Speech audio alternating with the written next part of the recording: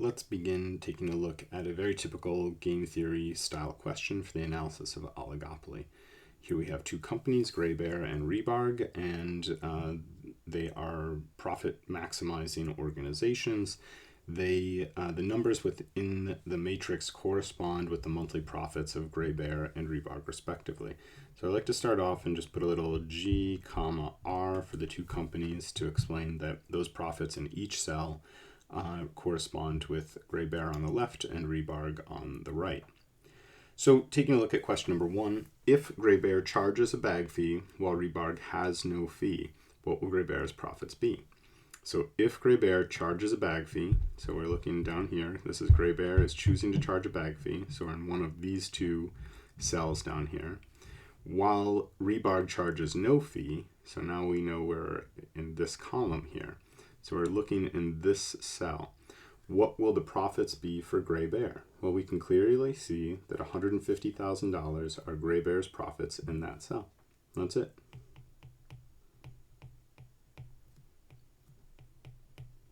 So this is just simply a question about your indication that you know how to read the matrix and the information that's inside of it. Question number 2 is about your ability to determine whether there is a dominant strategy or not. This is an incredibly important aspect of these game theory questions. So in order for it to be a dominant strategy, that means that a company would always choose the same strategy regardless of what the other company is doing. So let's take a look in this case. So Rebarg is who we're analyzing. Do they have a dominant strategy? So their first thought is, well, what if, right? This conditional thinking, if Grabe-Air has no bag fee. So now I'm only going to focus in this upper row here because that's if Grabe-Air charges no bag fee. And the choice then that Rebarg has is between a profit of $250,000 if they choose no bag fee or a profit of $320,000 if they charge a bag fee. And so clearly they'd be better off charging a bag fee and earning those higher profits. So Rebarg will have a bag fee because $320,000 is greater than $250,000 if they have no bag fee under that scenario. On the other hand, if Grabe-Air charges a bag fee down here, Rebarg is now choosing between profits of $400,000 and $350,000. Clearly, it is better for them to have no bag fee because the profits of $400,000 are greater than profits of $350,000. So it's an interesting thing to take a look at, that their decision on which strategy Rebarg will choose is dependent on which strategy they think Grabe-Air will choose. That is an indication that there is not a dominant strategy. So there's no dominant strategy because their choice changes with competitor's choice.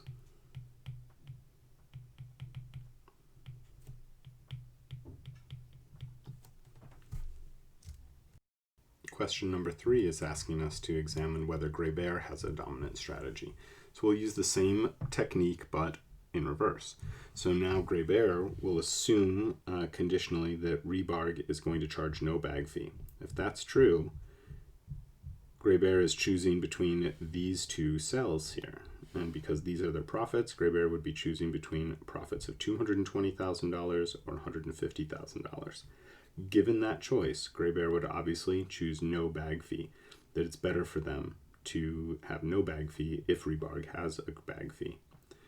On the other hand, if Rebarg has a bag fee, Grabe-Air is choosing between these two cells, and particularly between this profit and this profit.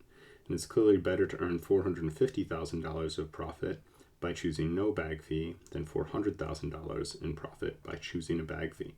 So unlike Rebarg, Grabe-Air will always be better off choosing a bag fee because $220,000 is greater than $150,000 and $450,000 is greater than $400,000. Grabe-Air is always better off charging no bag fee with this.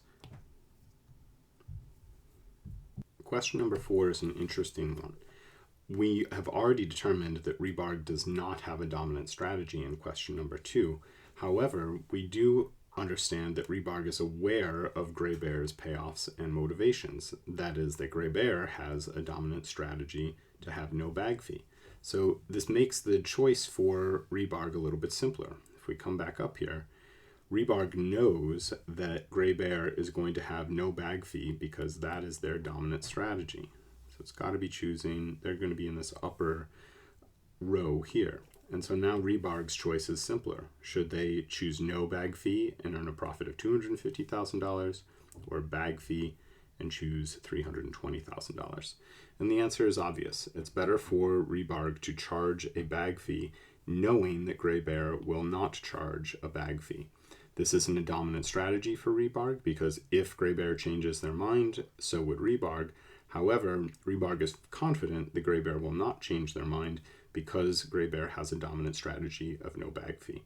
So Rebarg will choose bag fee, earning profits of $320,000. Our final question is taking a look at whether or not there's a Nash equilibrium in the matrix. And to answer that, we of course have to remember that a Nash equilibrium is a point in the matrix where neither side would unilaterally move from. So that is to say, once they found themselves in a position, would they change their mind about this? So let's pick a square, any square with this, an outcome. So let's assume for the second that we are in this upper left-hand quadrant here. And Grabe-Air is earning profits of $220,000. Rebarg is earning profits of $250,000. Would Grabe-Air change their mind? Unilaterally, they would not, because a change from no bag fee to bag fee would alter their profits from $220,000 down to $150,000. So Grabe-Air has no incentive to change their mind unilaterally. However, Rebarg, by changing their mind, instead of earning $250,000, if they said, oh, we'll charge a bag fee, would now earn profits of $320,000. So Grabe-Air will not change their mind, but Rebarg will, because $320,000 is greater than $250,000 in profit. Well, let's further analyze this square up here then. If they find themselves in this upper right-hand quadrant, would Grabe-Air change their mind? They're earning $450,000 in profit up here. If they change their mind, their profit would reduce to $400,000. Grabe-Air has no incentive to unilaterally change their position. Rebarg is earning $320,000, and if they change their mind, they would move into this cell, earning profits of $250,000. So Rebarg has no incentive to change their mind. So in fact, yes, this is a Nash equilibrium, because neither side will unilaterally wish to change their mind from this point. I hope that's helpful. If you have any questions, please feel free to reach out. Thanks.